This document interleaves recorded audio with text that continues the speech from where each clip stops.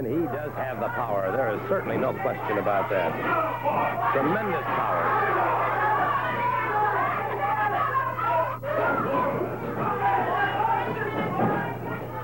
Again, into a top wrist lock. And again, Golden flips him away.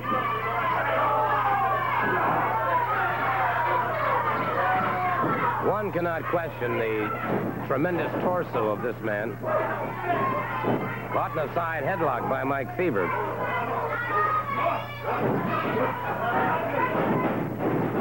Off the ropes, and he was clubbed in the back of the head and caught in the back by Golden. And so Golden, not only very powerful, very strong, but a very clever competitor.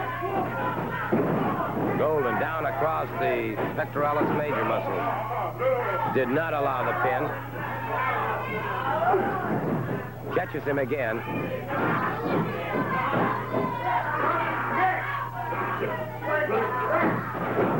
And a running backbreaker. Still not satisfied. Uses that elbow with devastating effectiveness to the base of the skull of his opponent. Now comes off again.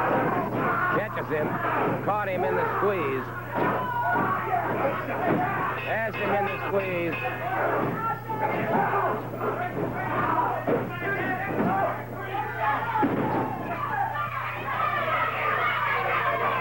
Had him totally demoralized, completely defeated, and then applied the Golden squeeze, and it is all over. And of course, as all of you have heard him say, and I will repeat it once again, Mr. Golden has a $1,000 challenge to anybody who can break the Golden squeeze. Well, perhaps he'll be getting some challenges here in the near future with such men as Tony Atlas and all of the other great competitors who are in this area at this particular time, or of course any one of you who might want to try and break that hold once he gets it applied. Proven the age-old philosophy, no man can be an island unto himself. Ole Anderson is going in another direction. That's downhill. And everybody else that steps in the way of the Bobby Heenan family. We've gotten rid of Tommy Rich. Anybody else wants to stick their nose in our business, they're more than welcome to. Big Ernie Ladd, the television champion, the superstar, undefeated on a whole tour of Japan. Killer Carl Cox, you know his credentials. These are men. These are professional wrestlers. These aren't these whimpering sissies like Ole Anderson that wants the respect of the humanoids out there. So a couple people brought a sign, welcome back. We could care less. Well, let me say you something. Did you see that egg-sucking dog get out here and lie? Talking about he's going in a different direction. The only direction he's going is to the nearest hospital. You can beg from sympathy from the people, but you won't get any from the Heenan family, from Ernie Ladd, Killer Carl Cox, and Superstar. The only thing you will get is a telephone and a reservation to the nearest ambulance, to the nearest hospital, Ole. You're still an egg-sucking dog, and you will always be an egg-sucking dog. Someone extend their hand to you as a gentleman, and you become a turncoat. So the only thing that can happen to you now is go to the hospital, you egg-sucking dog, and don't forget it. Let's just take a moment now to talk about this coming Friday night at the Atlantic City Auditorium. Fall with a 15-minute time limit. Introducing first from Houston, Texas, weighing in at 315 pounds, the Georgia TV champion, the Big Cat, Ernie Ladd. Ernie Ladd. His opponent from Riverdale, Georgia, weighing in at 235 pounds, Marvin Turner. Marvin Turner going up against Ernie Ladd. Turner, a vastly improved wrestler, has been absorbing a lot of knowledge very quickly and has certainly come a long way. Going up against a seasoned veteran in Ernie the Cat Ladd, 6'9", well over 300 pounds. Got his name, the Cat, because of his great speed for his size. He's a product of Grambling College. Hip toss by Ladd into a snap there and sends Turner back to the canvas.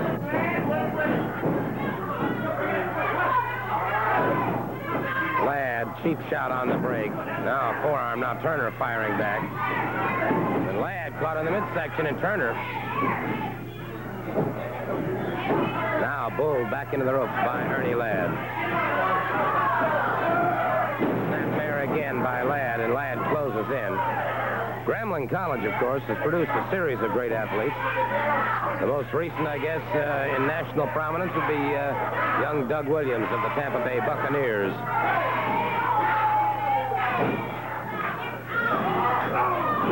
Ladd catching Turner in the throat. Turner whips into the near turnbuckle. Ladd lashes out with that size 17 boot. Turner smashed into that turnbuckle. Turner has not been able to get much going for him yet. However, now he begins to fire at the midsection of Ernie Ladd. Whips him into that far turnbuckle. Ooh. Ran slap into that foot.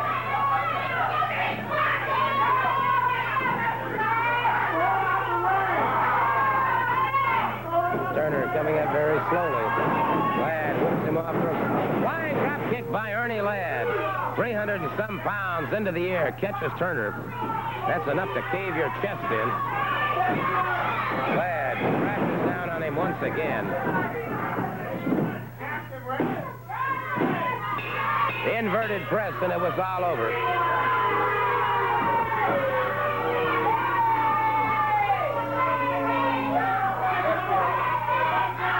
So Ernie the Cat Ladd defeating Marvin Turner in rather quick order, using the flying drop kick, something rather unusual, and Stan Hansen was watching this match. It's unusual to see Mr. Ladd go up to a drop kick. Yeah, that's right. You know, the guy's so big, so tall, he fell down on his back and still kicked Marvin Turner right in the chest. Let me tell you something. Ernie Ladd, or it doesn't matter who it is, I want to talk about Tommy Rich just a little bit, what they did to that guy. Somebody's going to be paying. And I know Tommy Rich, and he's not going to forget. He's like an elephant. Once something hits him in the head, he's going to remember and track him down. But I'm going to tell you something. Friday night, I had the opportunity just now to watch Ernie Ladd. And I know exactly what type of guy he is. And I don't underestimate him, because anybody 6'9" and was all-pro football player got to be big and nasty. But it's going to be Friday night for that Georgia Television Championship. And I'm after a belt. I hadn't had one in a while, and I think I deserve one. And I'm going to go out there hell-bent for leather till I get it. And Friday night, Ernie Ladd, I'm going to come right after your belt. And right now, tonight in Carrollton, me and Ole's coming after Cox and Idle tonight in Carrollton. And Friday night, Ladd, get ready, because I'm coming after you, boy. I was hoping to get a chance to talk to Tommy Rich, and I hope to do that at this particular time in the program. Let me briefly recount what happened. I was out here talking to Mr. Heenan and Mr. Cox, and they were making some very pointed comments about Tommy and the way he won the Georgia Heavyweight Championship.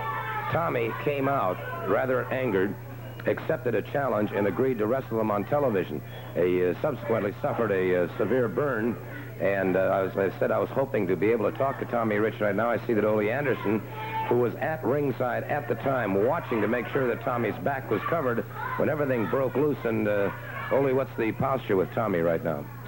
Well, Tommy has sustained a severe burn on the side of his face. He's all right. He's talking, obviously. And as he said to me, I can still walk, and they didn't break my arms, and my legs are all right. He's going to wrestle, but right now what he's got to do is take care of that face. He's got to get some people to look at it and get it fixed up a little bit. But he assures me that he will be able to wrestle. There's no question about that. I think about what Heenan did, and what Superstar and Cox and everything else, and it really makes me take a look at myself. It makes me take a look at people like Cox, at people like Ladd and Heenan and everything else. And I tell you truthfully, just as sure as I'm standing here, it makes me sick. And I'm not going to put up with that. Nobody's going to have to put up with that. Tommy, he's going to wrestle. He's going to make it. He's going to have a little bit of a scar maybe, but I think maybe it'll make him a little bit more like me. Take a look at that thing. I know a lot of people are wondering what happened. All right, let's do this then, if we may. Let's go to the closing moments now of this Georgia Heavyweight Championship match. It was being presented right here on Georgia television when Tommy Rich accepted the challenge, not only to wrestle Cox, but to put his title on the line. We're in the closing moments of the match now. Ole Anderson standing by in one corner, Heenan in the other, and then take a look now at what happened.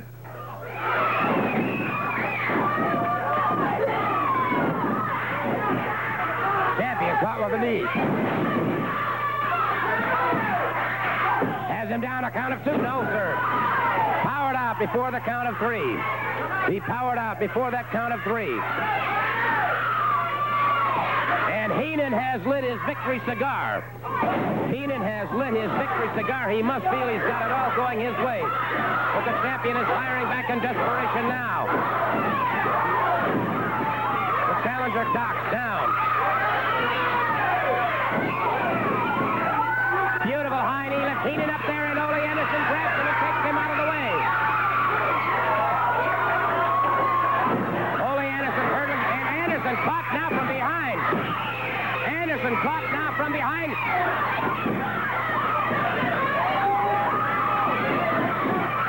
Tommy Rich has scored a pinfall. We've got them all in there now. Tommy Rich scored the pinfall and defeated Killer Carl Cox.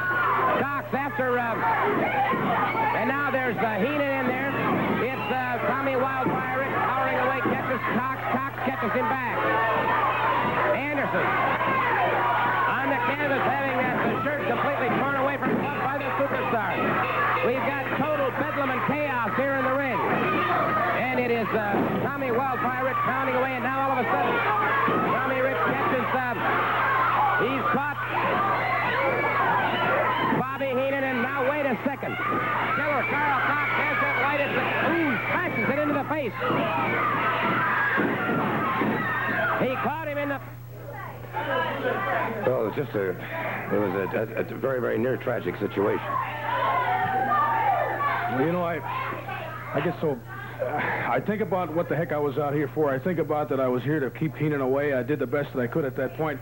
I'm looking at that Heenan. I'm looking at Superstar. I suppose you could say I made a mistake. I should have had 50 people out here because Heenan's got his family.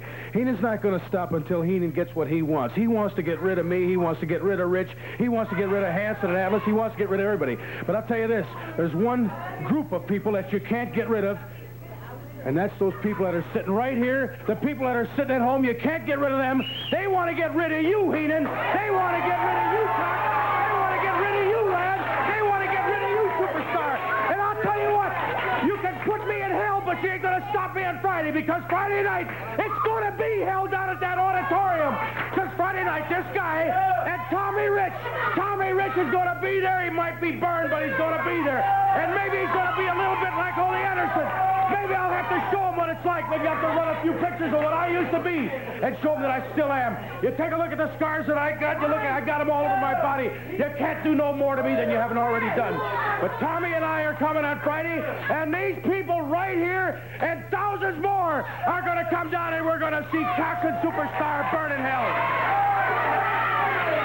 There you have it, some very, very strong comments from one Ole Anderson, and may I just say that in seeing this man and knowing him now, as I do, he's all man and yard wide. He and Tommy Rich will be on hand this coming Friday night at the Atlanta City Auditorium. They'll be facing Killer Carl Cox and the Superstar head-on. It's triple main event wrestling this coming Friday night in Atlanta at the City Auditorium. Tag team event will be one fall with a TV time limit. Introducing first the European Tag Team Champions from France, weighing in at 240 pounds, Jacques Goulet. His partner from Macedonia, weighing in at 240 pounds, Chris Markov. Their opponents from Mobile, Alabama, weighing in at 215 pounds, Rick Field. His partner from St. Petersburg, Florida, weighing in at 225 pounds, Buzz Sawyer. Here we have two undefeated teams in an Australian tag team competition. Buzz Sawyer and Ricky Fields going up against the European Tag Team Champions, Jacques Goulet and Chris Markov. Goulet and Markov holding the edge in experience. Buzz Sawyer in the blue trunks.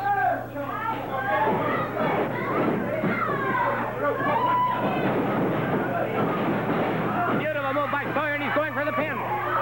Broken up. Good rolling reverse into a saddle.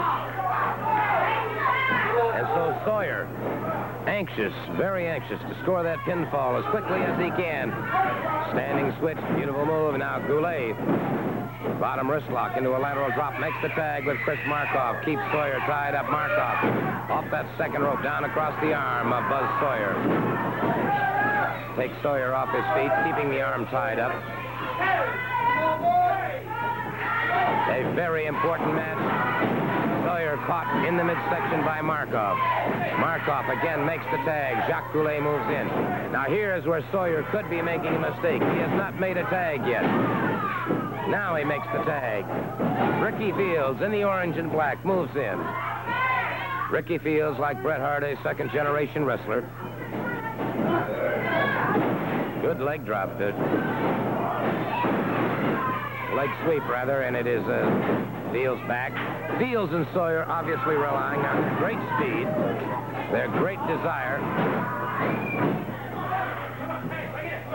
Takedown by Fields. The tag is made. Sawyer back in. Markov tried to block that takedown, could not. Ropes. Sawyer caught him. That time Sawyer caught in the midsection. This is where Fields and Sawyer are going to be so very careful. One mistake with an experienced team like Markov and Jacques Goulet, and it'll be all over. Just one mistake is all it's going to take. Buzz Sawyer sporting quite a shiner as a result of a headbutt that he received and forearm into the chest of Sawyer. Now, this is a typical move on the part of Jacques Goulet. He'll imprison that arm into a hammerlock and scoop you up into a full slam. He'll concentrate on the arm. Markov down. Tag was made. Rick Fields moves in, and Sawyer making that tag just in time. Fields now arm lengths Markov into the near turnbuckle. Closes in on him. A good forearm across the chest.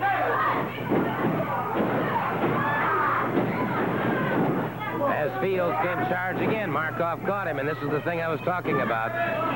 The youthfulness of Fields and Sawyer could be their undoing.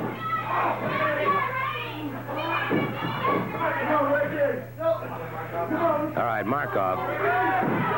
Fields tied up, hammerlock.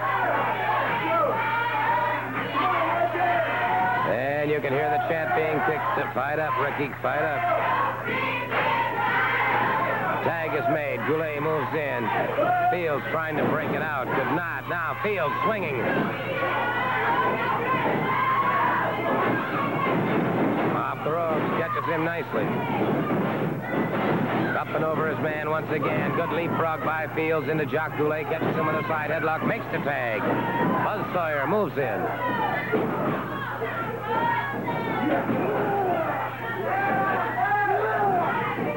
Sawyer now clamping down with that side headlock.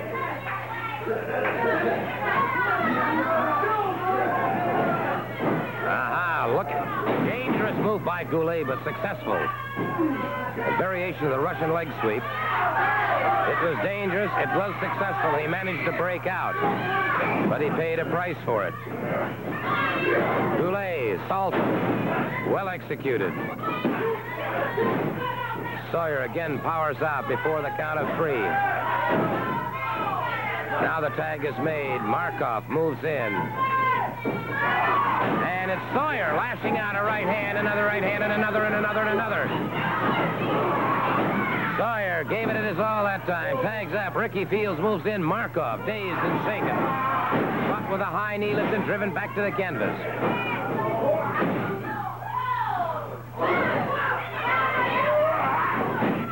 Markov again using that knee effectively, but Fields fires back a glancing blow across the stomach. The point of the toe into the midsection of Ricky Fields. Off the ropes. Markov got him in a backdrop coming off the ropes.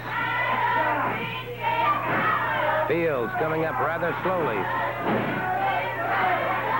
Fields again trying to get over to make that tag if he can, being tied up. Jacques Goulet, a forearm across the chest. Fields staggers to his feet. Makes it over. Sawyer momentarily away from that corner, so Fields did not make the tag. A full body slam. Goulet down now for a lateral press. Fields powers out before the count of 3 again. Fields looking to his corner.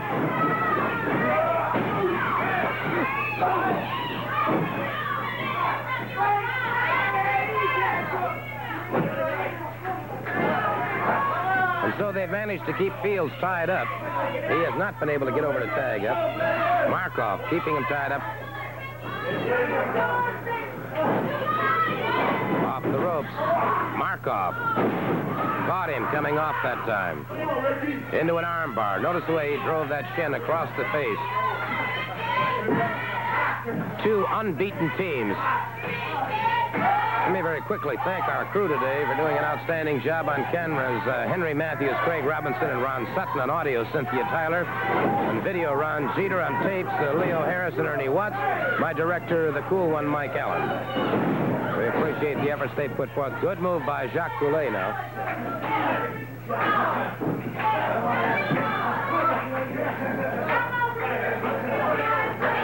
Key lock on that arm. And Fields trying to turn it to his own advantage. Fields somersaulting over, gets up, makes the tag with Buzz Sawyer. Good move. And Sawyer.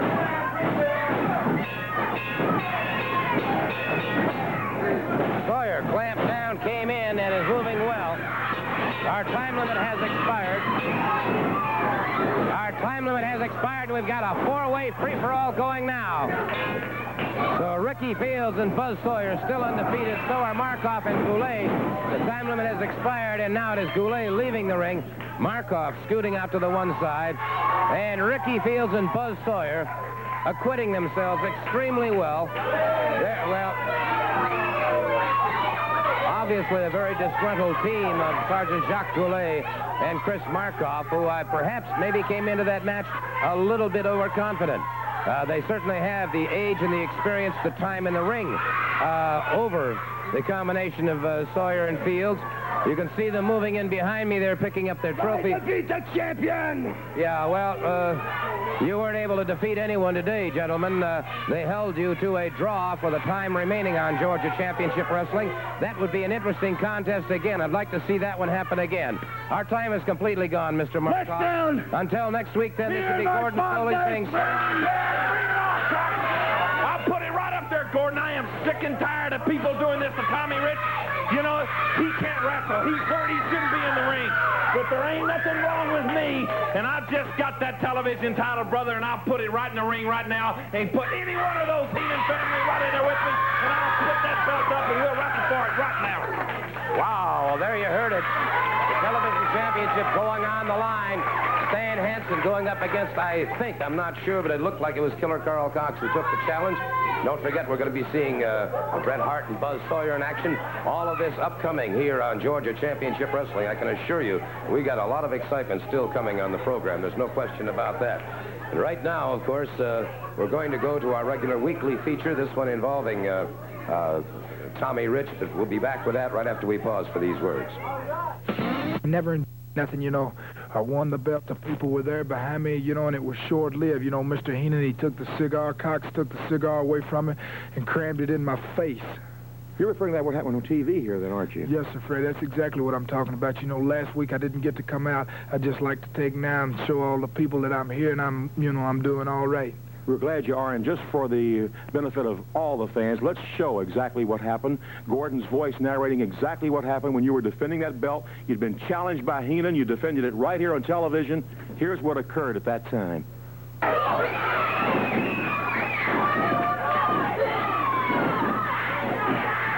Champion caught with a knee. Has him down a count of two. No, sir. Powered out before the count of three. He powered out before that count of three. And Heenan has lit his victory cigar. Heenan has lit his victory cigar. He must feel he's got it all going his way. But the champion is firing back in desperation now. The challenger Cox down. Beautiful high knee lift. Heenan up there, and Ole Anderson grabs him and takes him out of the way.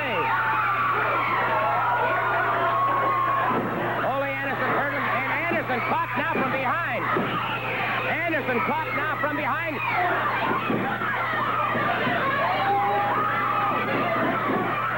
Tommy Rich has scored a pinfall.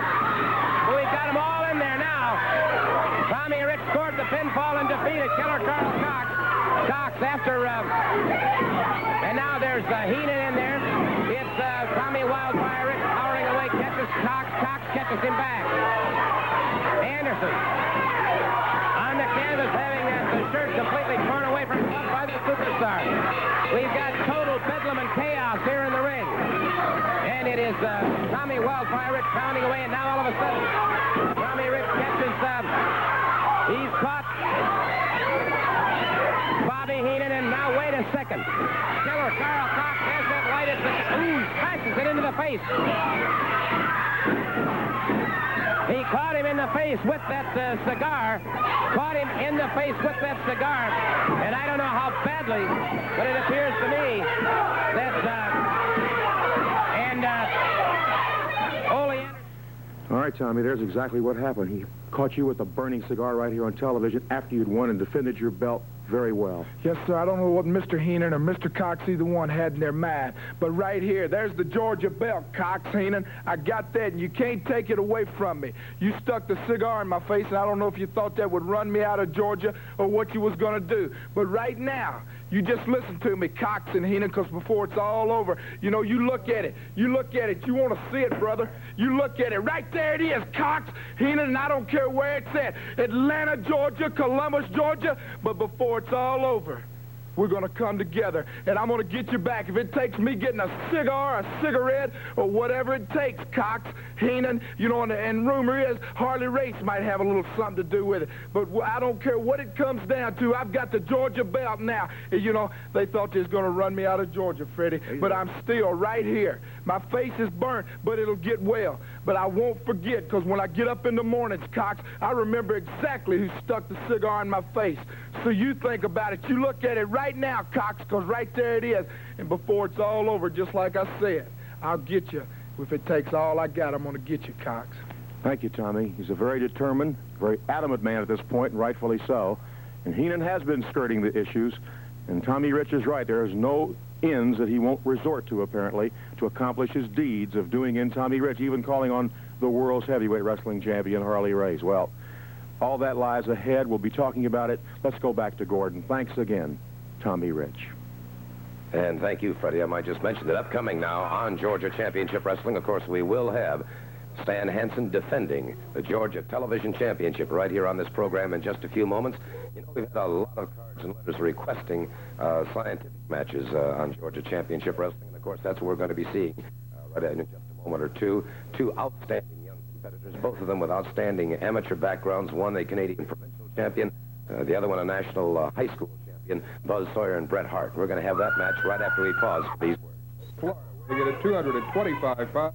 Buzz Sawyer. His opponent from Great Falls, Montana, weighing in at 222 pounds, Bret Hart.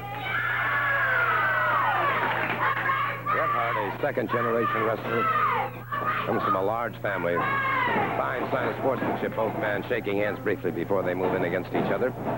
One fall, 10-minute time limit. Good drop toe hold. Notice the way he tried to get in for a crotch ride with the leg.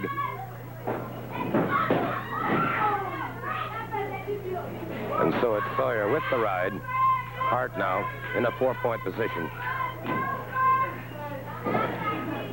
Sawyer bringing him around, but that arm is underneath the shoulder. He's in a predicament, but he is not watching that shoulder. He rolls it off once again. Both of these men exponents of the scientific methods of wrestling. Consequently, the referee should have a fairly easy time of it. Good hip lock slam. Sawyer moving into his man. Hart keeping the arm hooked. Good hip lock takedown once again. Again, Sawyer comes out of it before the count of 3. Hart now will go behind. Sawyer now. Bottom wrist lock, drop toe hold. Takedown on Hart.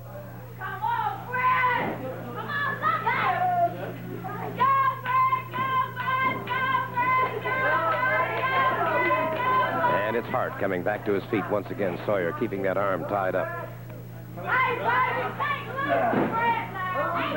Sawyer keeping the pressure on. Another drop toe hold that thinks Hart partially blocked, however, only went down to one knee. Gets the side headlock on Buzz Sawyer. Now switches to a go behind. A waist cinch. High waist lift takedown. Sawyer trying to sit out and escape. Hart continues the ride. Goes into the one arm. They're back into the ropes. The referee calls for the break.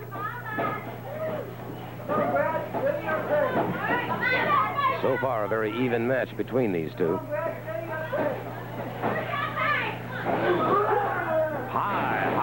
hip toss. That one, he got it under his ribs all the way. Again, they lock up, collar and elbow. Good fireman carry by Buzz Sawyer. Takes Hart to the canvas. Dropped in nice and low that time. Brought him into the fireman carry. Now to an inside armbar. Hart on the canvas. Kip up by Hart, back on his feet. Now Hart, driving the heel of the hand to the side of the jaw. Sawyer keeping the arm tied up. Hart now trying to figure an escape number 1 and a counter move number 2 if he can. All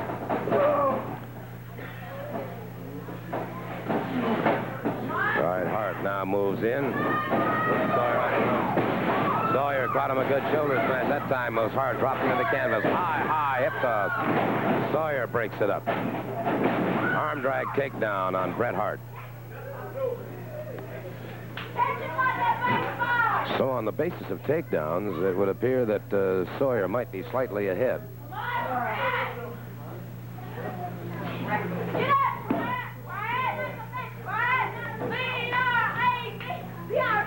All right, it is Sawyer. The inside armbar on Bret Hart. Hart, as I said, is from a large family. He has 2 other brothers who wrestle. Although Hart appears to be the outstanding member of the family. The ropes once again. Sawyer lifts off. Good shoulder smash. Puts Hart to the canvas. Leapfrog by Sawyer. Flying drop kick. Well executed. Outstanding competition between these two.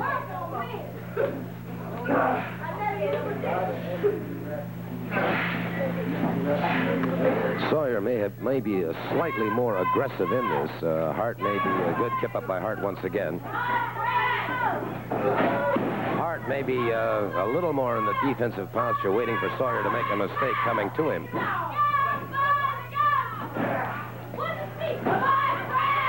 Rear chin lock by Hart now. Notice he is under the chin, however, but not coming across the throat.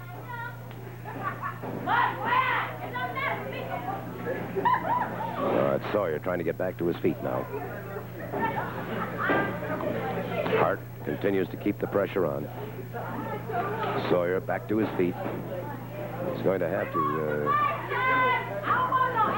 try and make his escape if he can. Be interesting to see what he attempts to do from that escape if he's able to escape. Sawyer now, tremendous effort here, trying to pull that forearm up and away from his head. Comes off, shoulder smash. Sawyer up and around his man, caught with a hip toss, and it is Sawyer back into the inside armbar. Hart back into his man, facing him once again.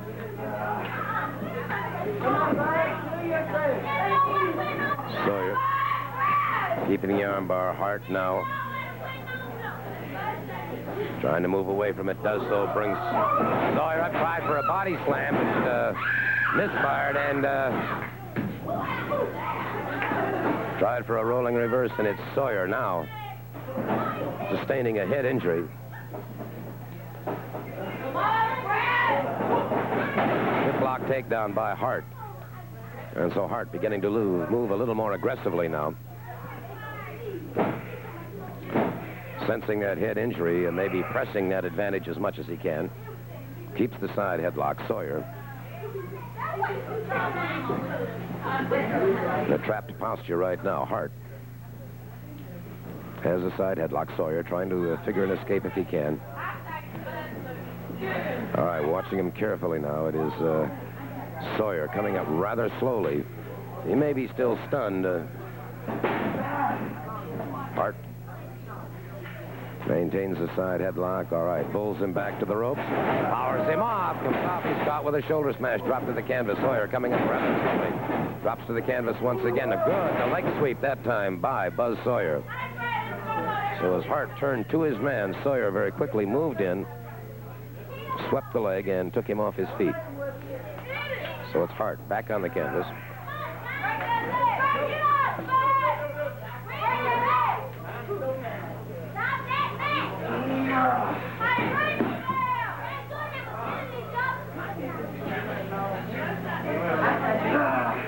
Sawyer keeping that leg imprisoned now. Hart with one shoulder on the canvas, but not much danger of being pinned at this point. Breaks it up. Hart again with a side headlock. A hip lock takedown has Sawyer back to the canvas. So Hart, as I said, beginning to move a little more aggressively towards Sawyer now.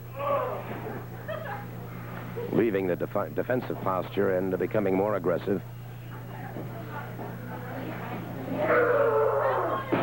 Sawyer. Good move by Hart. Rolling reverse. Tried to get those shoulders down. Almost did it. Sawyer comes up again, and it is Hart once again with a side headlock. And so Hart, very definitely now, the aggressor.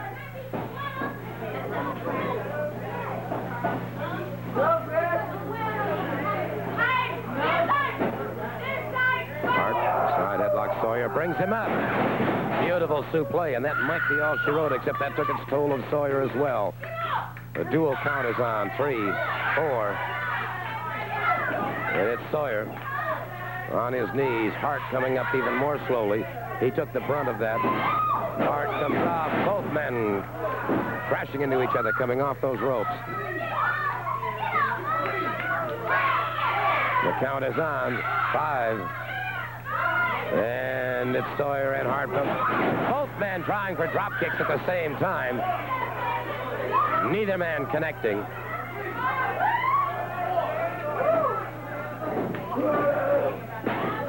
And it was Sawyer trying for a body slam, and it was Hart to an inside cradle. Beautiful heel block and takedown by Sawyer. Drop toe hold blocked by Hart. Into the ropes. The referee will be calling for the break. Outstanding competition between these two, and they're resorting to the basics once again. Got to go behind in the saddle, but it was broken up. Inside cradle. No, sir. Came out of it again. So both men now going for the pinfall. Tried for a body slam. It was blocked by Sawyer. Back into the ropes. The time limit has expired. The time limit has expired. Neither man able to score the pinfall. A fine display of sportsmanship to see them congratulating each other. An outstanding match between them. And but neither man able to score the pinfall. And so the time limit has expired, and that match is a draw. Like I told you before, when they get up in the morning, I've already been awake, and when they go to bed, I'm still up. I'm thinking 24 hours a day. There is no wrestler, no human being alive that can match wits with me, or is as smart as me, or is as talented as I am. You know, I negotiate contracts 7 days a week. I'm on the phone with every promoter all over the world, all over the country. That is why I manage the best. That is why I am the best, because I stay on top of things. It's worked again. A big, dumb hayseed farmer fell into my trap. I'm kind of even embarrassed. It was so easy. So easy. The big, dumb hayseed hick farmer fell into my trap, which really you shouldn't brag about it because it didn't take much to do it. I see. All right, well, thank you so very much, pretty boy Bobby Heenan, and here's a word for all of you. Match for the Georgia TV Championship. One fall with a TV time limit. Introducing first the challenger, Killer Carl Cox, accompanied by his manager, pretty boy Bobby Heenan. His opponent, weighing in at 320 pounds, the bad man from Borger, Texas, the Georgia TV champion, Stan the Lariat Hansen. Stan the Lariat Hansen putting the Georgia Television Championship on the line against Killer Carl Cox.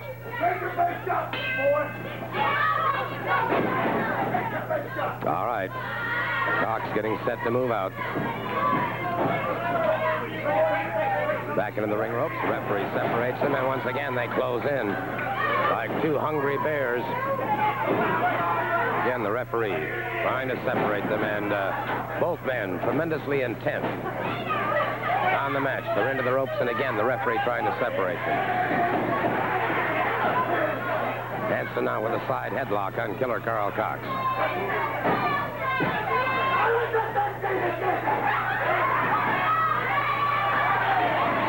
Now Cox, forearms into the ribcage of Stan Hansen. Hansen applying the pressure on that side headlock. Hansen at about 300 pounds from Borger, Texas.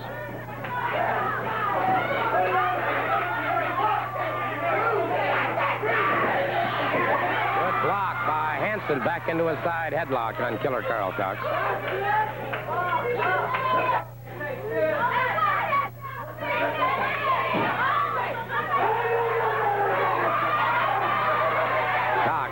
Still trapped in that side headlock. Face and head reddening considerably from the pressure applied by Stan Hansen. Hansen, taller and the heavier of the two. He is the Georgia television champion. High hip toss by Stan the Lariat Hansen. Hip lock takedown by Hansen into a side headlock.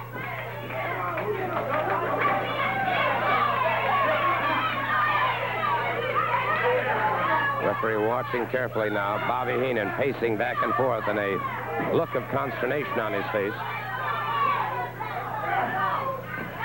He's the one that goaded Hansen into this situation. So he has his championship match. That's what he wanted.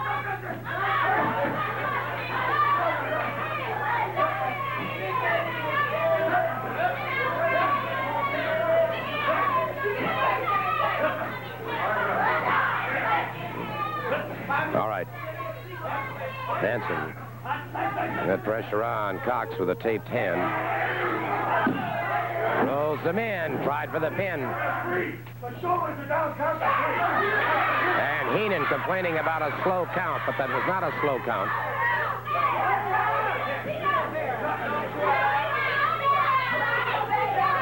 Referee checking their shoulders once again. And again, Cox gripping.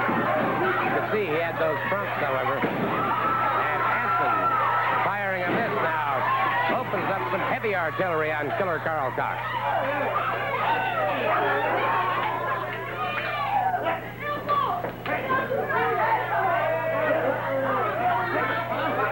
All right. Cox, now there you see Heenan. Obviously disgruntled over this turn of events thus far. Cox has not been able to garner that title.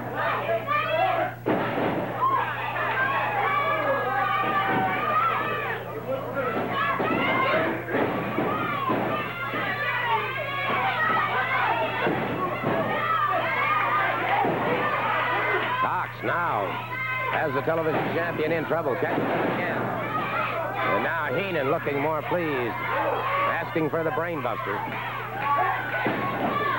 Cox unloads, so does Hansen now. And they're both into those ring ropes. Hansen partially outside the ropes. Garden solely.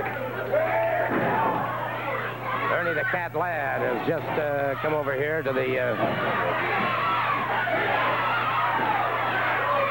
All right, Ernie the Cat Ladd has joined me over here, and he wants to show us something here on television.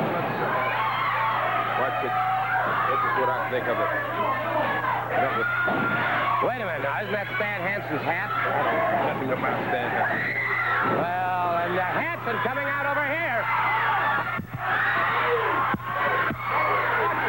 We've got a slugfest going on over here. Let me get out of the way. And it's Ernie the Cat Ladd on a wild melee now.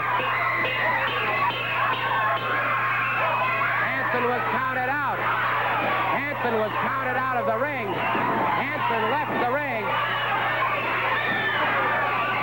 He was counted out. And fought again. Hansen outside. And Cox. Hansen was counted out of the ring. This means that Cox is the new television champion. Tommy Rich has just charged the ring. Tommy Rich pounding away at Killer Carl Cox. Rich has gone wild. Tommy Wildfire Rich, and it's we've got total bedlam now in the ring filling up. We've got everybody jumping into that ring at one time. Ole Anderson holding him off now. And it is Tommy Wildfire Rich still pounding away.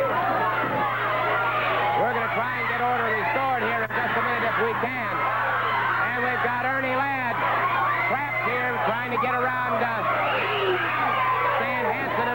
Anderson. And we're trying to get order restored at this point. Trying to get order restored. All hell's fixing to break loose. Friday night, that's just a little loving, Cox and Heenan, because I'm going to get you. It's the last thing I'll do. Well, obviously, a lot of things. Action, they're going to get some action. They're going to find out. I told Tommy you got to fight fire with fire. I tell you, nobody knows better than this man right here at old Ole Anderson.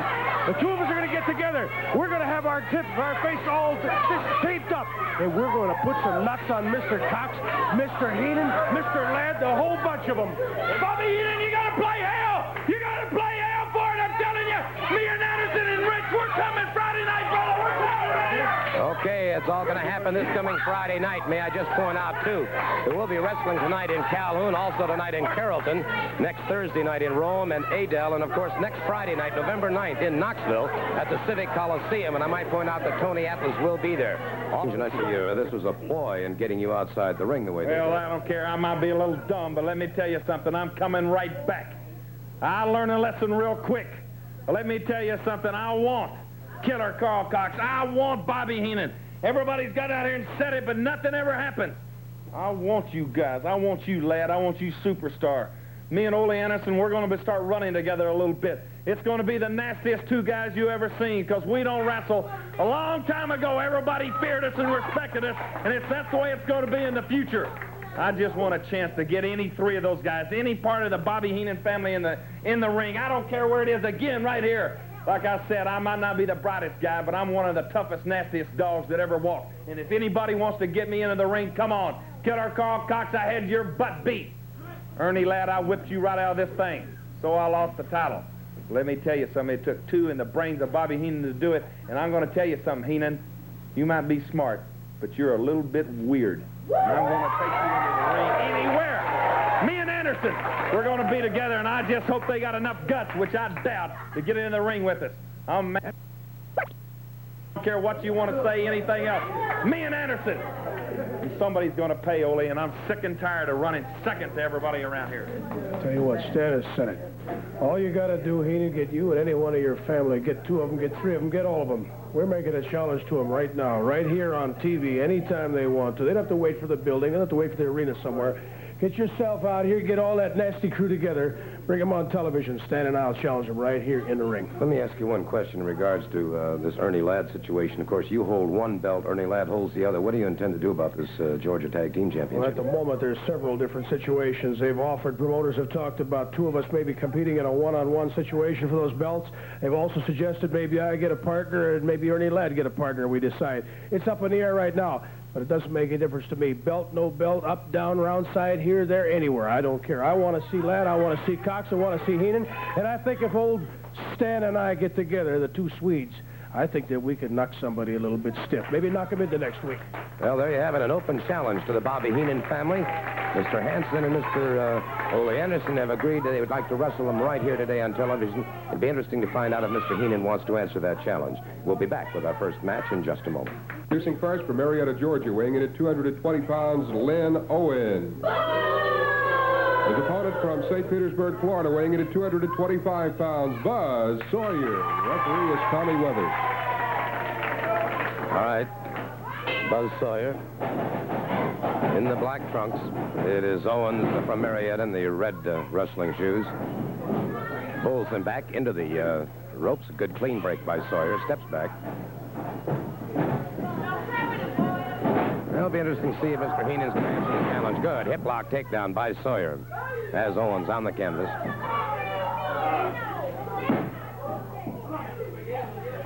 Owens competing with a broken finger, as you can see. Owens trying to drive under the chin, trying to drive Sawyer's head back. Sawyer back on his feet once again.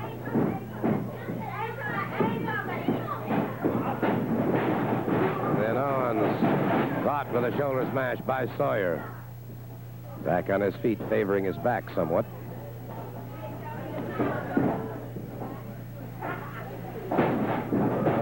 Good drop toe hold by Sawyer. A roll up on that leg. Sawyer keeps the pressure on him.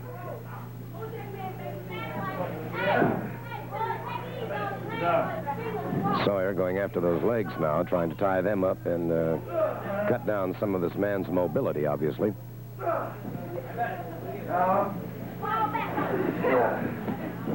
Oh, partial crotch ride on the legs. Sawyer continues to press that advantage. Now, brings this man over. Inside step over. An inside step over on Owens. Referee watching those shoulders carefully. Sawyer has been the definite aggressor thus far in the match.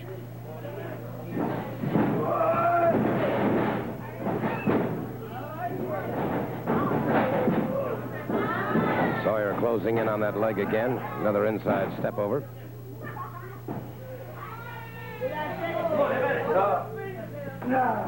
Owens keeping those shoulders off. The referee checking in. It is Sawyer pressing full weight down on that leg now, trying to get those shoulders down for a count of 3. Into the ropes. The referee calls for the break.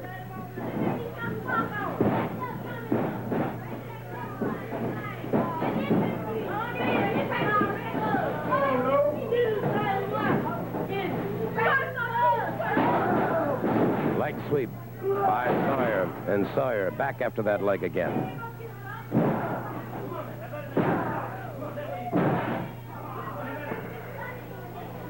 And so Sawyer has been constantly punishing the leg of Owens. Now Sawyer up on that second rope coming off, and Owens outside the ring, and he's got problems now.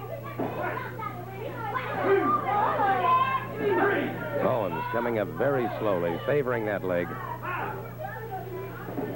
Back in by the count of 6, but he's got a problem, and so Sawyer has very definitely cut down the mobility of Len Owens.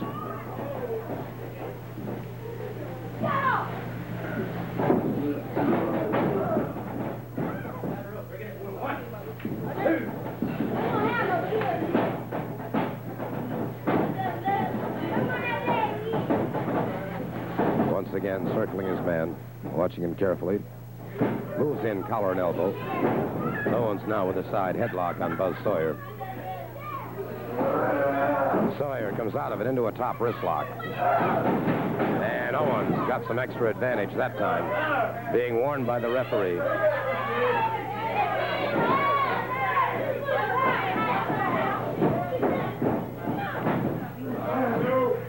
Again, Owens with a side headlock.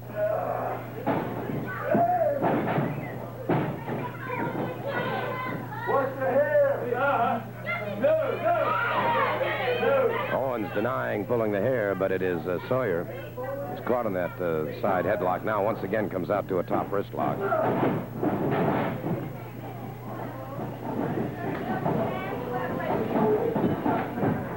Sawyer moves in, and it is Owens ripping across the eyes of Buzz Sawyer. Catching him a hard chopping blow to the side of the head. An elbow to the base of the skull that has Sawyer staggered and going up against that rope. Now Sawyer, obviously beginning to lose his temper somewhat. Caught him with a flying drop kick that almost tore his head off. Brings him up, full body slam. Sawyer crashes down with that knee into the shoulder and chest of Len Owens.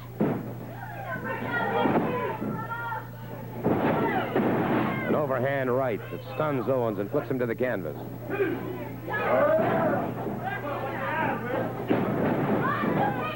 And Owens has proven to be tough. He's taken a lot of punishment and is dishing it back out.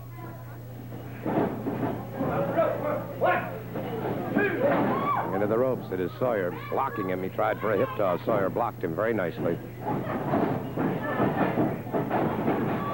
off the ropes. Ducked in behind his man.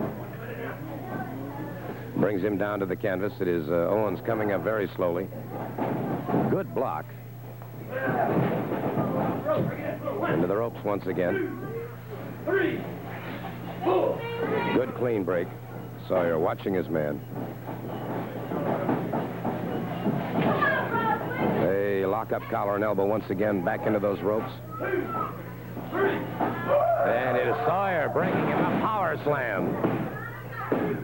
Had him all the way on that one.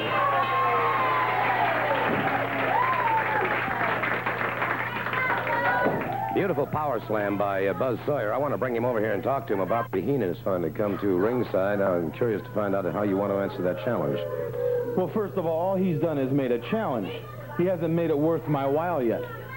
If Ole Anderson wants to get a partner, if he wants to hang around with that big dumb hayseed, that's his business. But put the belts on the line. Make it a championship match. Then we'll accept. Anytime, any place, anywhere. But as far as I'm concerned, just to get in the ring right now and beat that turncoat Ole Anderson, some big dumb hick he's hanging with, that don't mean nothing to me. I've already outsmarted that dumb farmer once. Killer Carl Cox is the new television champion. I'll find a partner for Ernie Ladd. There'll be no trouble about that. But make it worth our while. Let him come up with the belt. Make it important to me. But just to beat you and a dumb plowboy, no, don't waste my time. Indeed. Any comments? I don't have anything further to say. If Ole Anderson or Stan Hansen or Tommy Rich, if you want to do something, you step into the ring. Don't stand out here and badmouth. You've got to prove it to us right there in the ring. Remember, don't waste my time. All right, well, that takes care of that situation. I still don't know where we stand in that particular episode. I want to take a moment now to talk to Ricky Fields. I'm having a little trouble understanding him. Well, I'll tell you what, Hansen's out here, Heenan's out here running his mouth and everything. Well, Ole and Hansen are hot enough about this whole thing. They just may take him up on that challenge about the belts. They're hot enough to just liable to take it up on him. That would be interesting indeed to find out if that would happen, and hopefully we'll find out before this program is over, Rick. Right, that's one match I'd like to see myself. Amen to that. All right, I'll tell you what, getting set for our next match now, so let's turn it over to our ring announcer. This match will be one fall with a 10-minute time limit. Introducing first from Brownsville, Tennessee, weighing in at 240 pounds, Carl Fergie. His opponent from Roanoke, Virginia, weighing in at 250 pounds, Mr. USA, Tony Atlas. Tony Atlas going up against Carl Fergie. One fall, 10-minute time limit, and Atlas favoring that left leg, as you can see, and we'll be talking more about that a little bit later on in the program. The referee checking that knee now.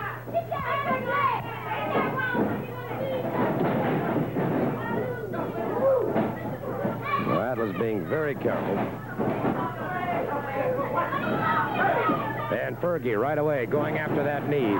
Atlas with a good back out. Backs out some more. Atlas set and ready, but definitely protecting that knee. He was caught in a figure four. And win, lose, or draw, I want to talk to Tony Atlas after this match and talk to him about that figure four and the exceptionally dangerous hold. Austin Idol, of course, has a $1,000 challenge to anybody who can break the figure four once it's applied. Good takedown by Tony Atlas. Fergie on the canvas.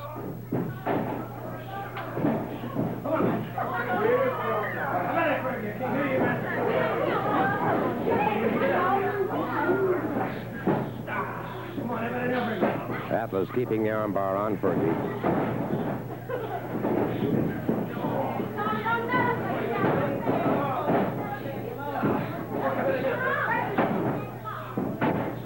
Fergie makes it to the ring ropes and forces the break.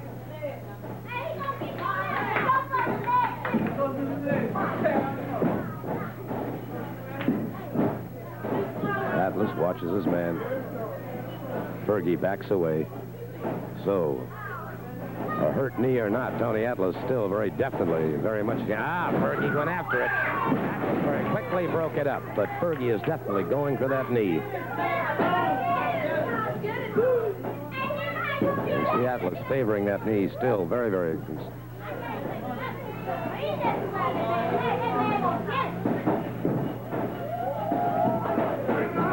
Atlas now with a side headlock on Carl Fergie.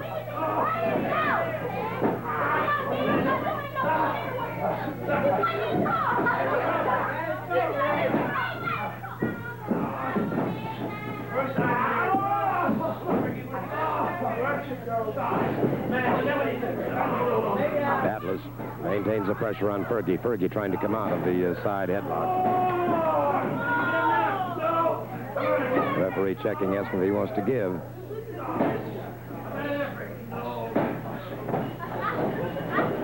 Back to the ropes once again. Fergie tried to fire him off. Atlas blocked it very nicely.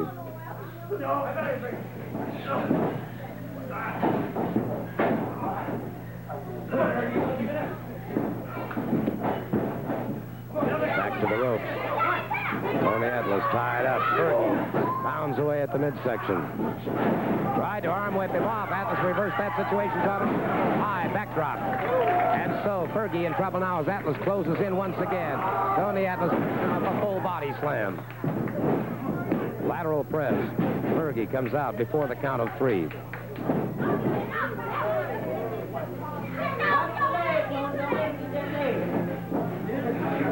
Grant circles his man, watches him carefully.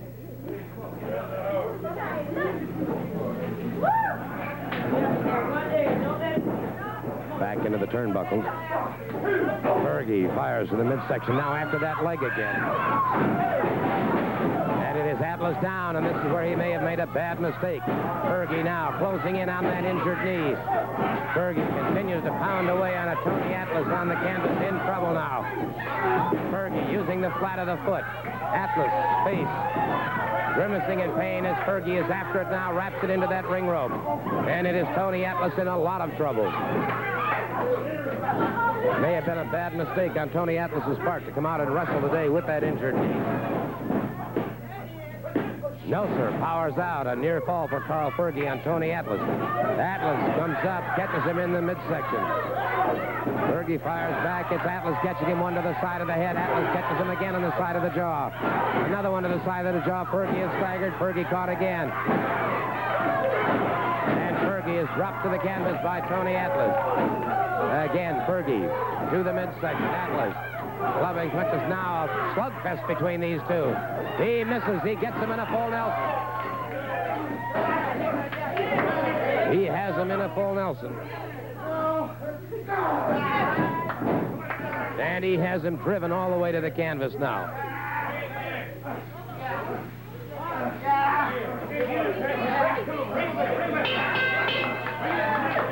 Tony Atlas, massive pressure. Massive pressure with that full Nelson. And Fergie finally conceded a submission hold by Tony Atlas, having his hand raised in victory at this time. I want to take a moment, as I said, win, lose, or draw, I want to take a moment to talk to Tony Atlas. I can't help but feel that he took a real risk in possibly re-injuring that knee, as he is having a hard time coming out of the ring at this point in time, trying to get that knee up and over the ring rope. Fergie, of course, who was completely wiped out with that full Nelson. And I want to take a moment to talk to Tony, and very frankly, Tony, I'm surprised that you even tried to wrestle today. Well, you know, if you sign a contract to wrestle somebody, it ain't that man's fault that my leg is injured. I had a contract to wrestle him, and I'm going to live up to any contract I put my name to. You know, I don't care what they do to me. Austin Snyder, I had a match with him. I was supposed to have a match with him, and the dog didn't wrestle me. He sent somebody else to get his whooping. Then after the match, he jumped in and put that figure 4 on my knee. Now, the figure 4 is a hold that I ain't familiar with. I have seen a lot of holds, and I ain't too familiar with the figure 4. But you let me tell you something. I'm on a train. I'm going to train like I never trained before, and I'm going to find a way to get out that figure 4, because I got a family and everything to take care of, and I can't afford to get myself hurt and watch my wife and daughter go hungry. So you let me tell you something, Austin Snyder. The time's going to come where your knee going to be bandaged up, where your neck going to be bandaged up, your arm going to be bandaged up. And if I don't do it, my name ain't what it is, because Austin Snyder, I'm getting tired of people coming here to this area trying to hurt me, trying to put me out of professional wrestling. This is my living. This took me out of the ghettos, brother, when I used to get up every morning and watch my mother put cowboy in her shoes just to go out and work split shift to give me something to eat. She had 9 kids that didn't have no man in the house to take care of neither one of us. So at the age of 12, I had to become a man, and by God, I've been a man ever since. And I'll tell you something, outsider. If you want to jump on somebody, if you want a man to fight, you got a 6'2", 250-pound brick out that will whoop you and tell you as black as he is. Because I am not no play call. You and Sterling Golden, Ernie Ladders, the whole Healy family, Cox, everybody. You let me tell you something. They heard this, and here it good. I'm here to stay, brother. I love Georgia, and ain't nobody going to run me out. Figure 4 or no figure 4. Talking about that figure four, I'll tell you something I want you to watch, where Austin Idol gained all of his knowledge from the former world heavyweight champion Buddy Rogers. And let's take a look at this, Tony. Well, thank you very much, Charlie Platt. I hear some great things are going on in the great state of Alabama and Southeastern Championship Wrestling, and I understand you're doing an outstanding job, too, and we're certainly very proud of you.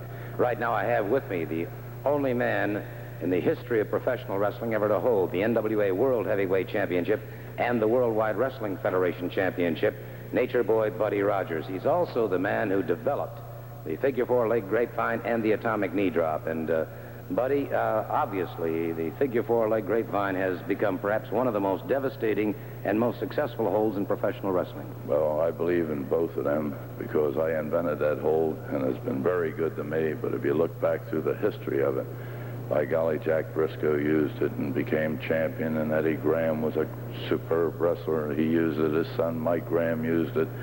There's many other wrestlers have used it, and everyone have been very, very successful. But I would like to say this: Austin Idol, who I've worked out with and is in superior shape, and I do believe stands to be the next world's champion if he gets that chance, does know this hold and knows it thoroughly. And I do know that if he puts it on someone, he will get the job done. I'll tell you what, I wonder, Buddy, there are a lot of people who aren't familiar with seeing the hold. They've seen it applied upon occasion, but I don't think they've ever seen it applied in, if you will, slow motion and working through it. All right, Buddy Rogers is going to demonstrate now. He has Buzz Sawyer and Don Serrano in the ring. Now, mind you, they're going to be going at about 1/4 speed. Now, notice he places the foot in between the two, crosses the leg over.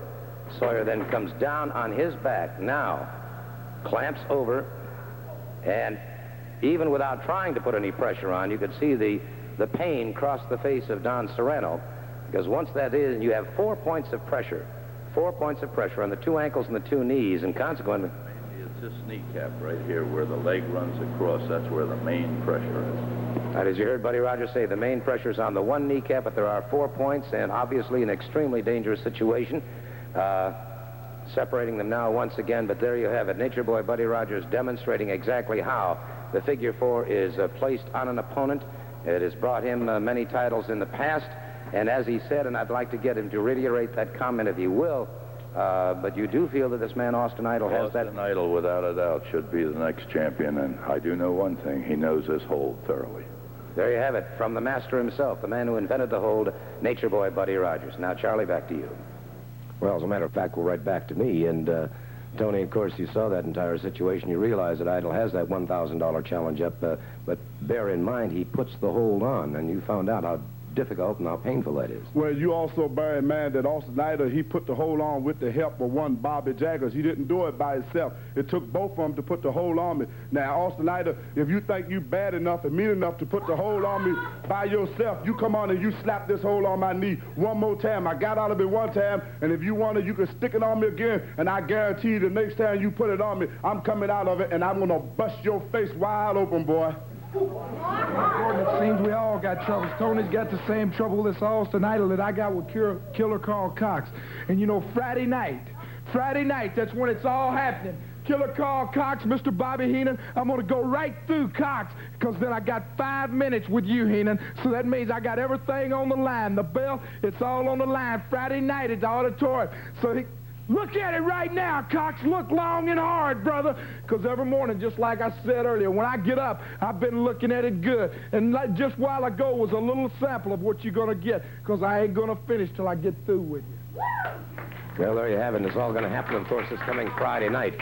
The Georgia Heavyweight Championship on the line, and if Tommy Rich is successful in defeating Killer Carl Cox, he will then have 5 minutes alone with Pretty Boy Bobby Heenan. There's an outstanding series of matches this coming Friday night at the Atlanta City Auditorium. Don't forget, too, Buzz Sawyer and Ricky Fields going up in a no disqualification match against Sergeant Jacques Goulet and, of course, Chris Markoff. And don't forget, next Friday night, November 9th, wrestling in Knoxville at the Civic Coliseum.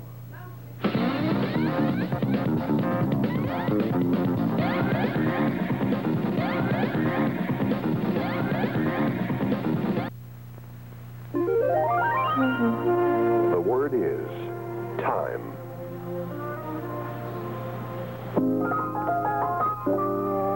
You know, there might be more harmony and peace in our world if we'd allow more time for communicating with each other.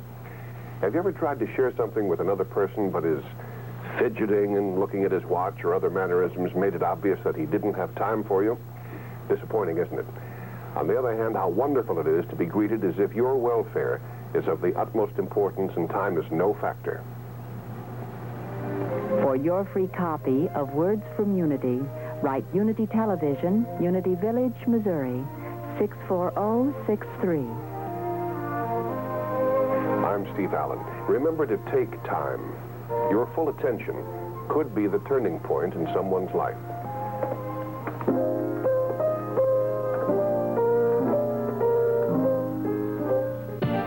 Every day's a great day on the Superstation. It's all right. I'm here. How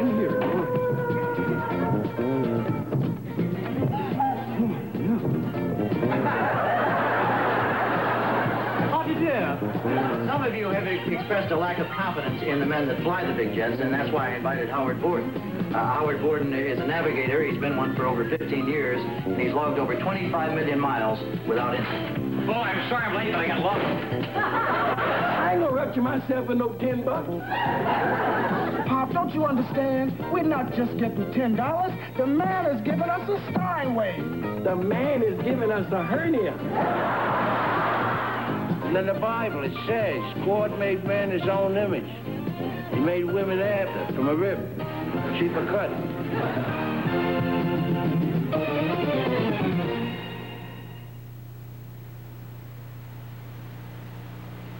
This hour's wrestling personality profile concerns Bobby Heenan and the entire Heenan family. And right now we're going to take a look at Mr. Heenan and give some heed to his comments. He is, no question about it, a highly successful manager. Let's turn it over to Freddie Miller. Thanks very much, Gordon. You know, everybody, we're happy to have you tuned in, of course, always to At Ringside. It's a very important feature for us to go behind the scenes and talk in depth with the wrestlers. Now, a man who deserves giving credit where it's due, the accolades of being an astute manager. Whether you like him or not, you must admit Bobby Heenan is one of the most successful managers in the history of professional wrestling. He and some of his family, the Superstar and Killer Carl Cox, are with us today. So welcome to this program, Mr. Heenan. You know, there's an awful lot of controversy always surrounding the Bobby Heenan family. You probably wonder why. Well, you know, anytime you manage winners, anytime you are a winner, anytime you're on top, there's always controversy. Look at the New York Yankees, world champions in baseball. Look at all the controversies they had with Reggie Jackson, Billy Martin. There's always going to be press on you. There's always going to be people knocking you. There's always going to be people that are jealous of you.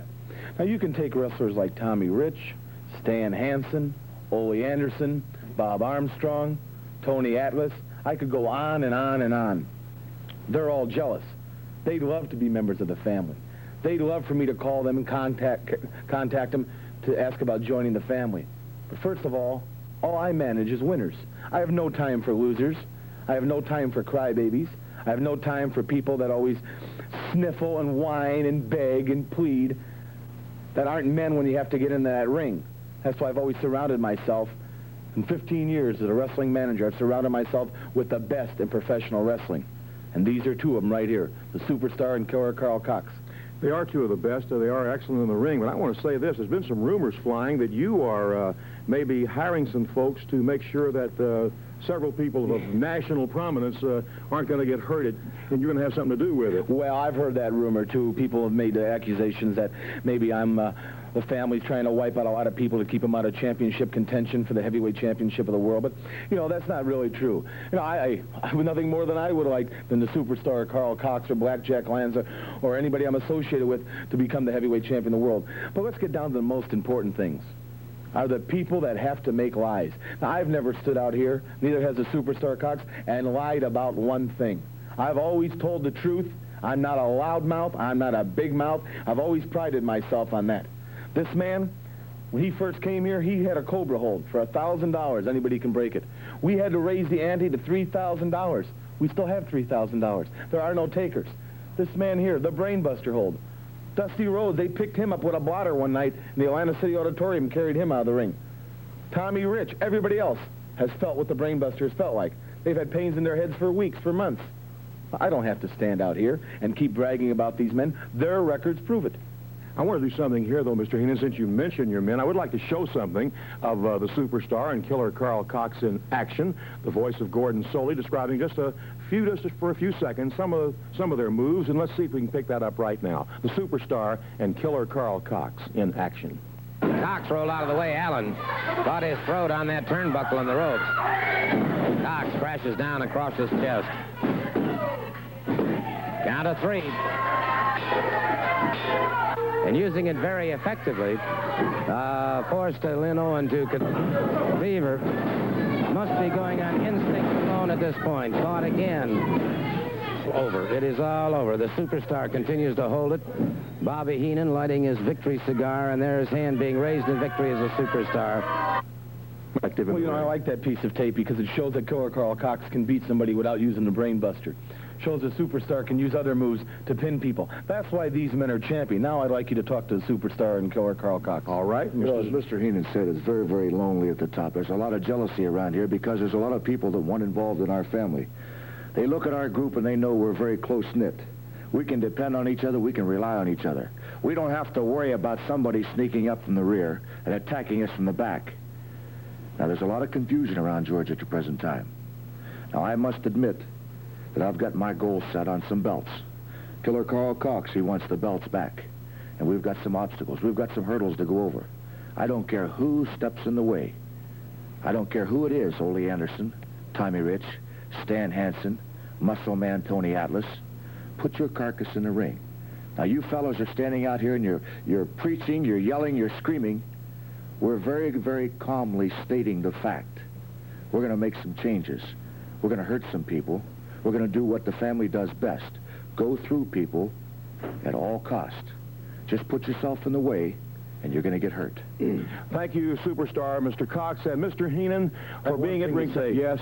Before 1980 rolls around, the Bobby Heenan family will own the television championship, the Georgia heavyweight championship, and the tag team championship before 1980. In the words of Gordon Soley, that remains to be seen. Let's go back to Gordon right now. I smoke so many cigars. Thank you very much. I want to talk to Ole Anderson and Stan Hansen. And well, first of all, here's the one belt for the Georgia Tag Team Championship. Ernie Ladd's got the other one. We made a challenge, and we're going to stick with it. Heenan says he wants a match for these belts, and he'll accept a match between Hansen and I and Ernie Ladd and any partner that Heenan can get for him. Well, I'll tell you what.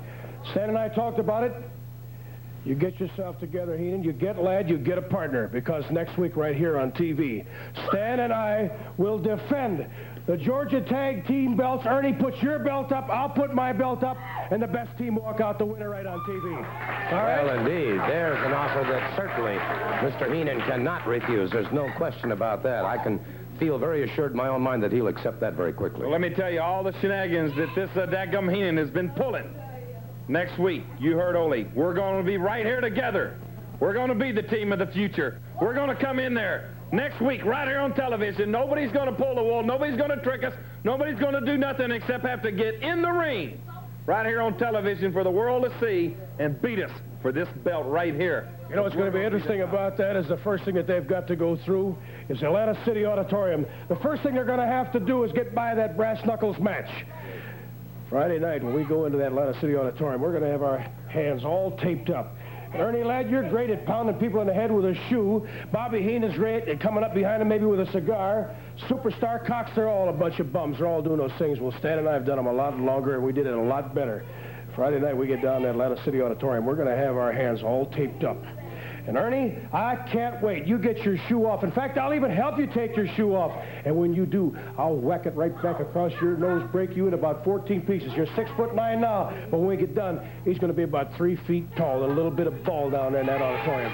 You know, if you stomp all the manure out of somebody, Ernie Ladd's going to be about that tall. Brass knucks, anything goes. We're going to tape our fists, bring stuff in there. We're going to give you all a beating. That's why we're going to be confident. Next Saturday on TV, we're going to put those belts up because there ain't going to be nothing left of you. We'll find out Friday night at the Atlanta City Auditorium at the Georgia Tag Team Championship. Well, let me tell you something, Gordon. You had a couple of guys out here shooting off hard at it, but that egg-sucking dog, Ole Anderson. Everybody know you're a thief, Ole Anderson. Well, you got what you had coming to you last Friday. But coming up in the near future, I got my partner. I'll be right on television. I'll beat your filthy socks off and take that other belt. beat you like the dog that you really are.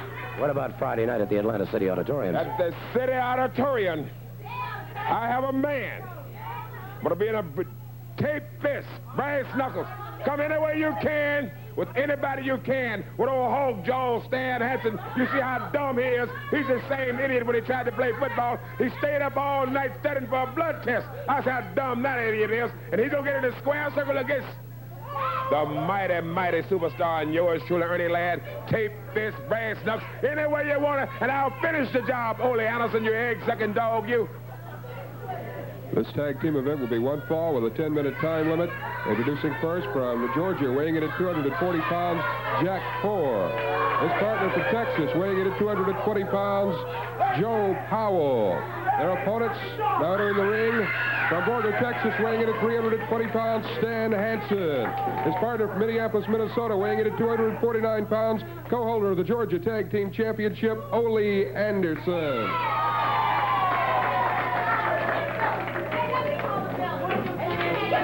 Ole Anderson and Stan Hansen going up against Jack Four.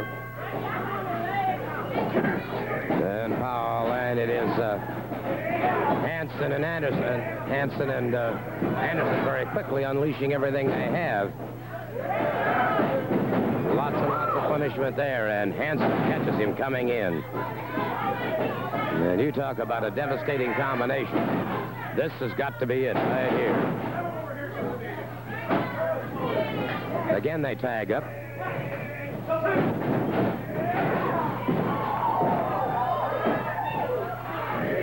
Anderson catches him again. Has him down. Makes the tag, and Stan Hansen, the bad man from Borger, Texas, moves in.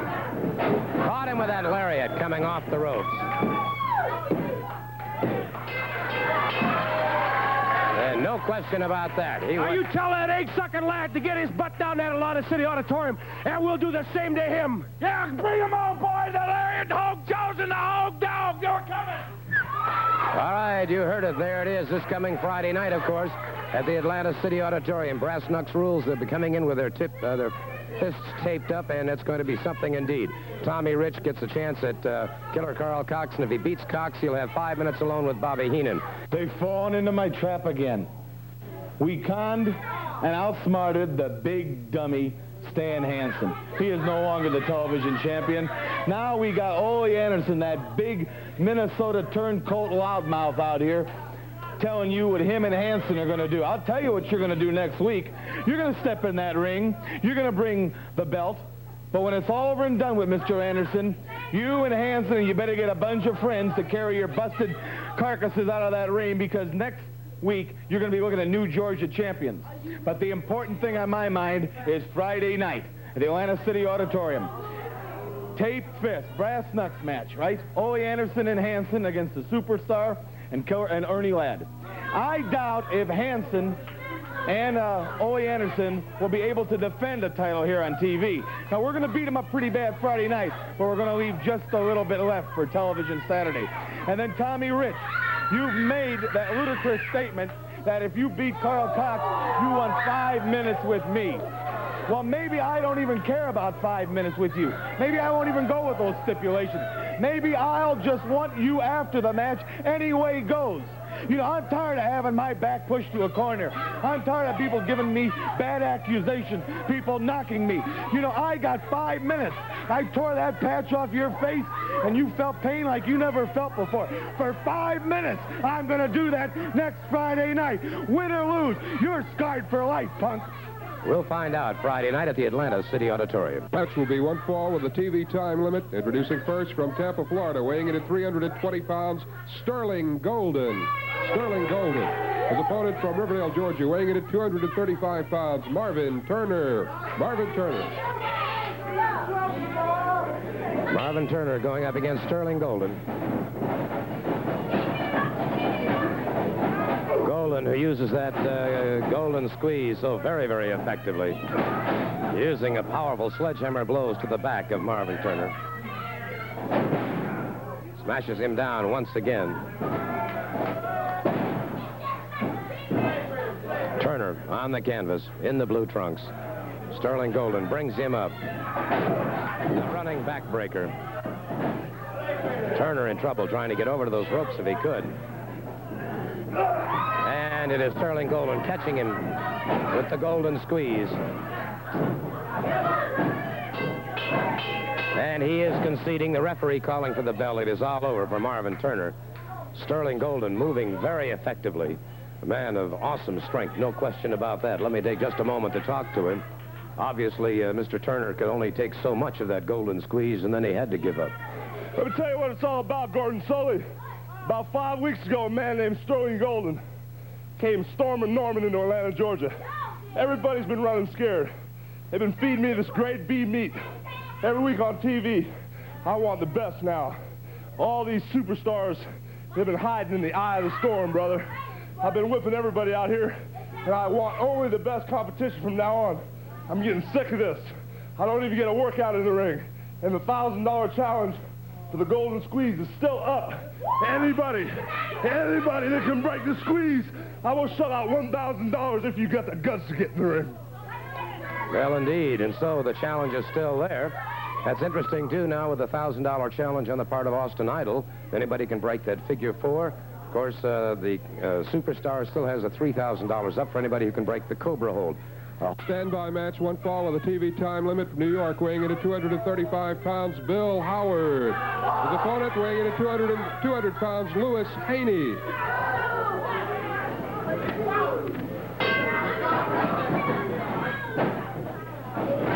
Bill Howard moves out.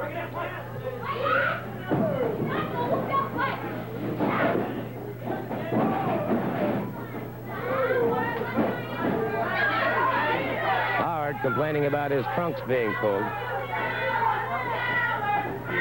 And you can hear the crowd here at Channel 17 Sports Arena picking up the chant, Howard the Coward is what they call him. He is not too popular a competitor. Levy holding him in there now. Howard bulls him back into the ring ropes. Howard drives the knee. Howard catches him with an elbow.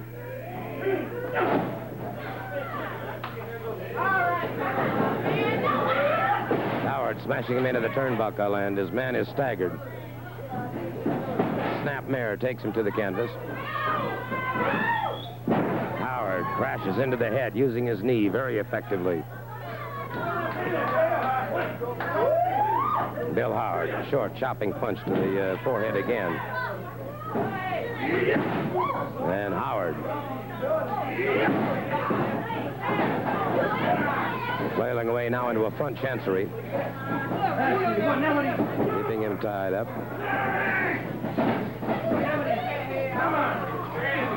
Howard keeping him trapped, and Howard asking the referee to ask him if he wants to concede.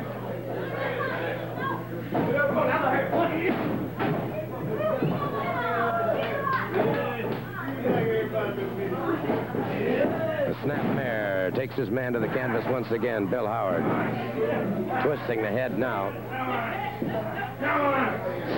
And so Bill Howard exerting tremendous pressure. The man still not conceding, however. The forearm across the chest. And so Howard has totally dominated his opponent thus far. And they're into the ropes, and the referee forcing him back.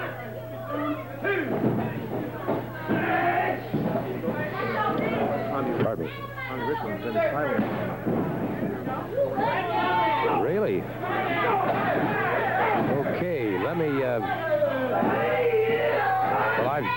this is absolutely amazing.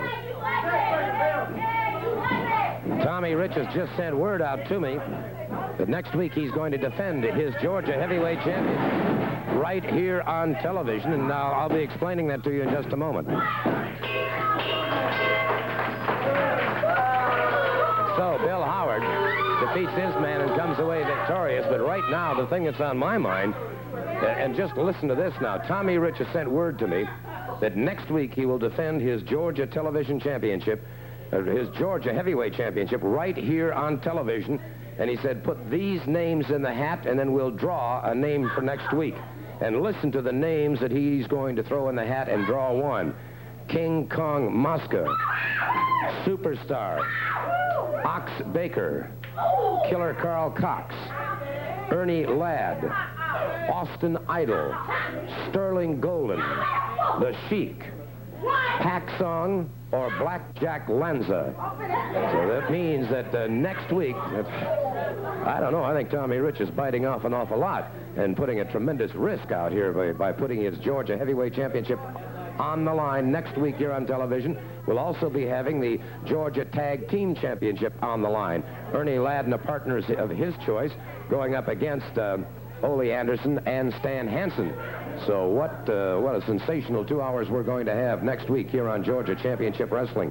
But this really comes as a surprise to me that Tommy Rich will be drawing one of these names from the hat next week to defend his title. And again, let me run down this most impressive lineup of competitors. King Kong Mosca, the Superstar, Ox Baker, Killer Carl Cox, Ernie the Cat Ladd, Austin Idol, Sterling Golden, The Sheik, Pack Song, or Blackjack Lanza.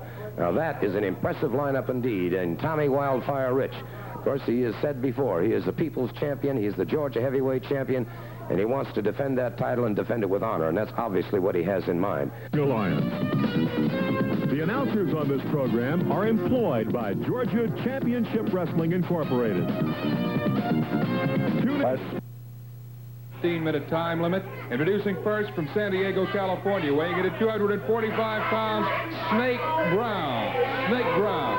His opponent from Nashville, Tennessee, weighing in at 232 pounds, Wildfire Tommy Rich. Tommy Rich, referee Scrappy McGowan. Tommy Rich going up against Snake Brown. Scrappy McGowan is the special referee, and we certainly wish a speedy recovery to Charlie McGowan. Brown bulls him back into the ring ropes.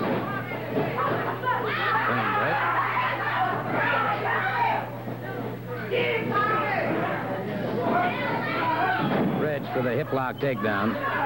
Brown on the canvas. Brown turns to his man, caught in a side headlock now. And it is Rich applying more and more pressure to the side of his head and his ear.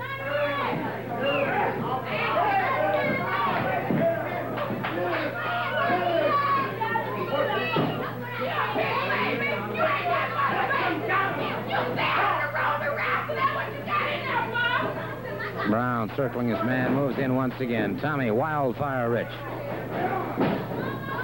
Wildfire written across the midriff of his trunks now. Full arm dragon twist by Tommy Rich, keeping that arm dragon twist.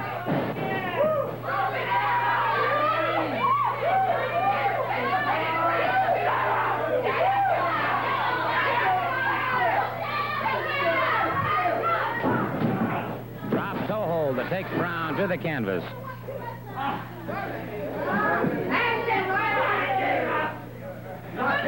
Well, a front chancery now by Tommy Rich.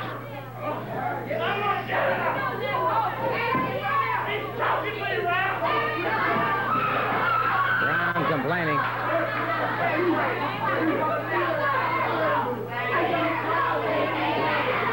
Brown back on his feet, Rich watching him carefully. Close in, arm drag takedown by Tommy Rich. Brown back on the canvas.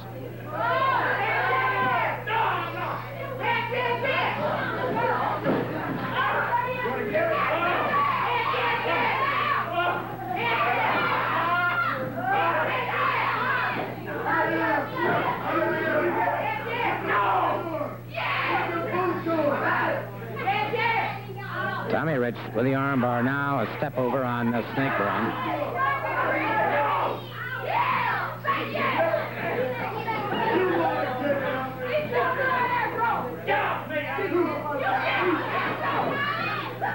Brown coming to his feet, obviously frustrated now by Tommy Rich.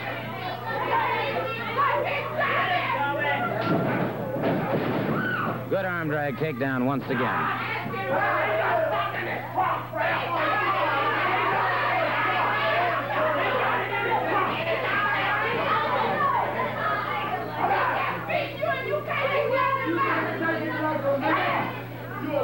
Brown trying a headbutt to the midsection, tries again, but with little effect on Tommy Rich. Tommy Rich with a step over now, straddling his man. Keeps the arm bar. Into the ropes, the referee calls for the break. Tommy Rich with a good clean break, steps back.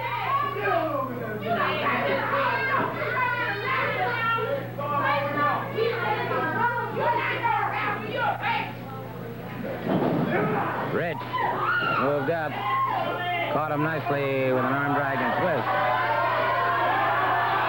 Back leg trip into a takedown inside armbar.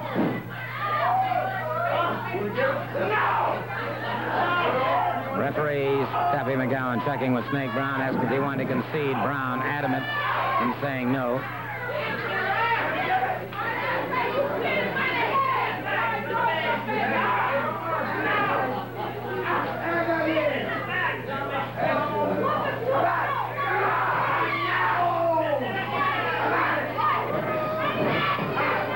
Into the ring ropes and forces a break once again.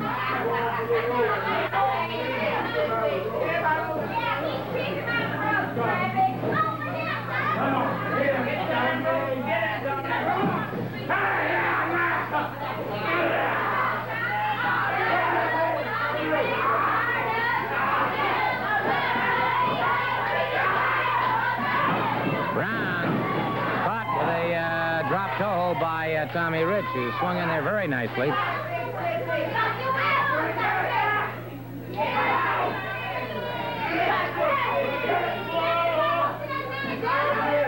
So Tommy Rich keeps the pressure on Snake Brown.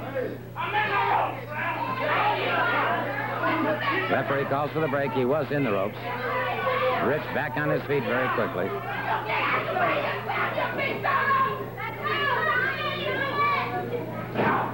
Collar and elbow. Rich getting the side headlock into a hip lock takedown. Brown back on the canvas.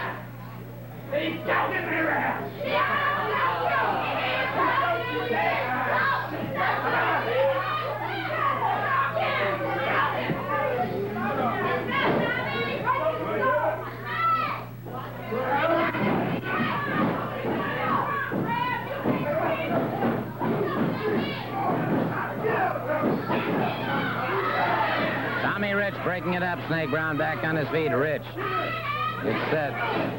Catches a foot to the midsection and chopping blow to the top of the head. Flips him off the rope.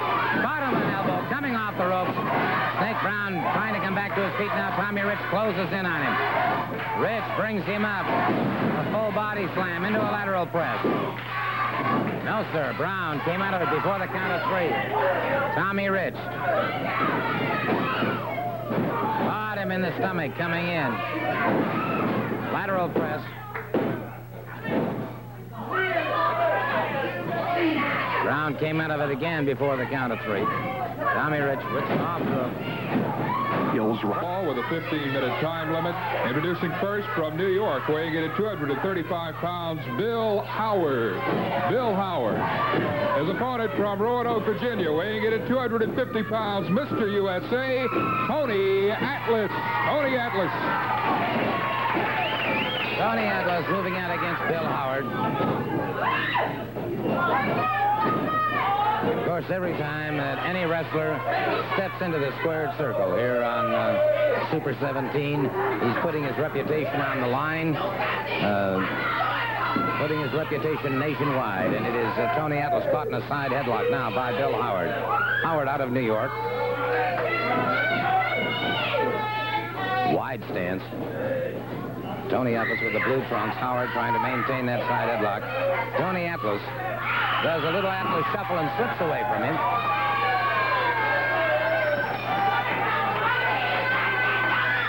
Tony, outside of the ring, is just one of the doggonedest nicest fellas you'd ever want to meet. Very modest. But he's a prime example to all of you youngsters out there of what you can become if you have enough self-sacrifice and enough dedication. Top wrist lock now by Bill Howard on Tony Atlas. Atlas powered him off, however, using that massive forearm. And see the tremendous muscular development of Tony Atlas. Interesting highlights there. The lats, trapezius muscles.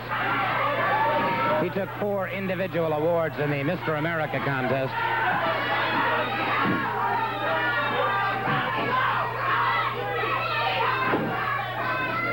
You have right now in professional front chancery by Bill Howard. Front chancery on Tony Atlas.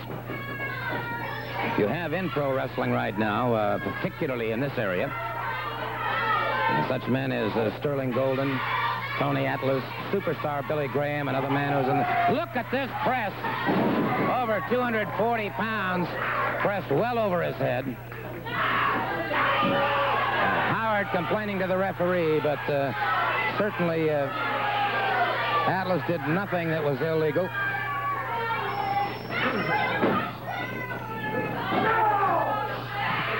Side headlock now by Tony Atlas.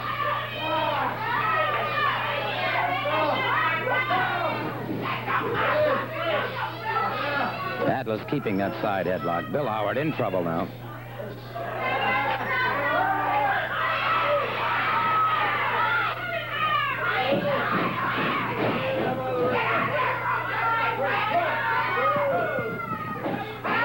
All right.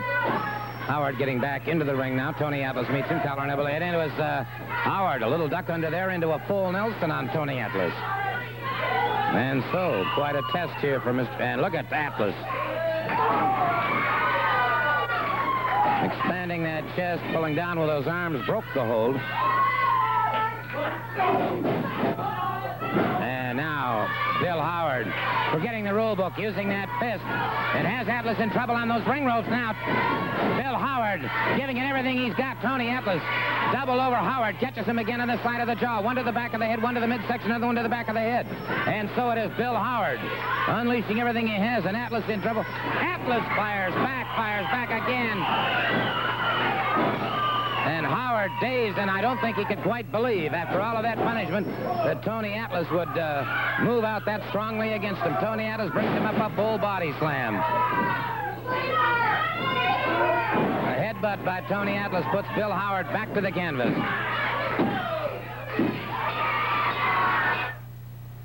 Here's young Buzz Sawyer, who just joined Georgia Championship Wrestling recently.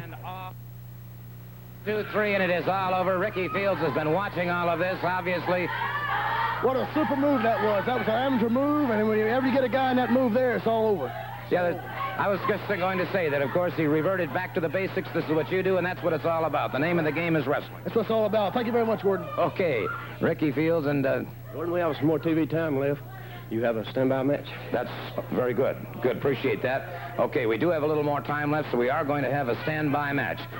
Buzz Sawyer in a very, very quick victory over his opponent, so we will be having a standby match in just a moment. And that standby match is featuring one of the toughest men in professional wrestling today. You see him in the ring at this time, called Crazy Luke Graham.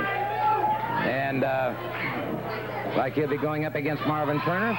We'll be waiting now for that bell to ring. So this then is a one fall with the time remaining. There's the bell. Crazy Luke Graham going up against Marvin Turner. Luke Graham brings him back into the ropes. The referee calls for the break.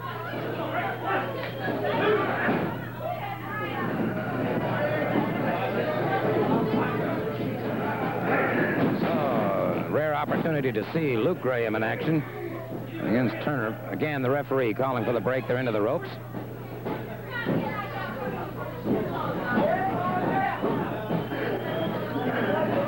Turner now with a side headlock. Has Graham trapped. Graham pulls him into the ropes. The referee then calls for the break. Graham catching him on the break.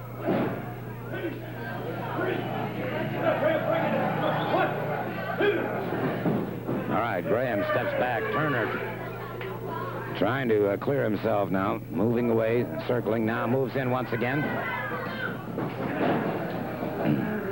Into a hammerlock by Luke Graham. He wings it.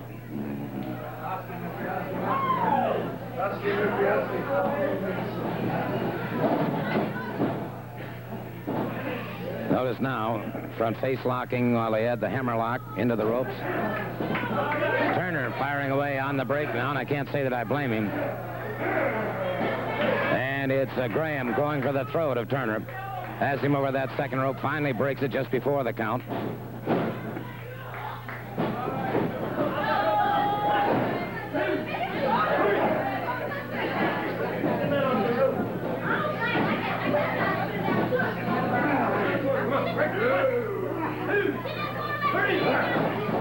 And it is Turner still trapped in that far turnbuckle. And this man, Graham, of course, a member of the famous Graham wrestling family.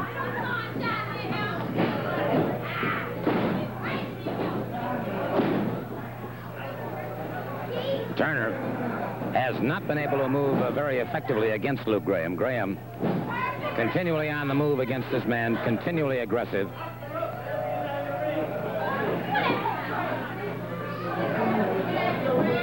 I just mentioned, of course, our crew today. On cameras, Craig Robertson, Ron Sutton, and Henry Matthews. On video, Ron Jeter. On videotape, Ernie Watts and Leo Harris. On audio, Cynthia Tyler. My director is Dick Dodson.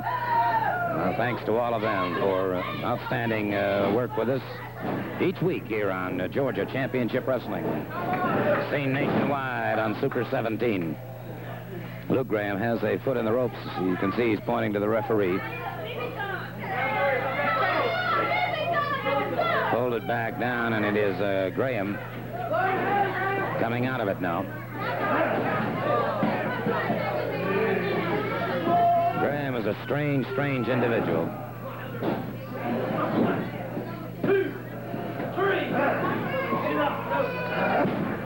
Graham now slowly and systematically trying to destroy this man, Marvin Turner.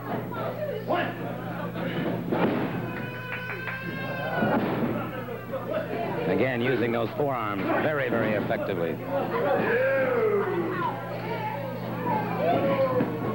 Turner on those ring ropes, now moving away, circling. Squares up, collar and elbow once again. Graham backs him into the turnbuckle. Again, the referee calls for the break. He catches him with the knee on the break.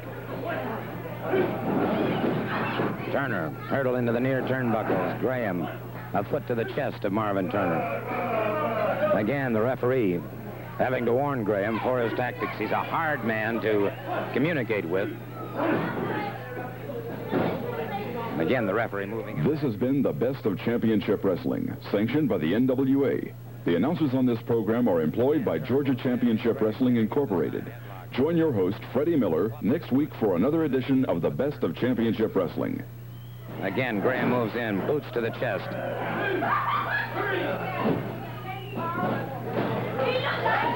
Into those ring ropes, and it is Turner having a lot of trouble getting up now. Turner firing to the midsection of Graham had little or no effect now. Whips him into the turnbuckle. Turner comes charging in as he does. Graham catches him with a knee. He's crashing down across the chest. Now Graham brings him up high into an atomic knee drop.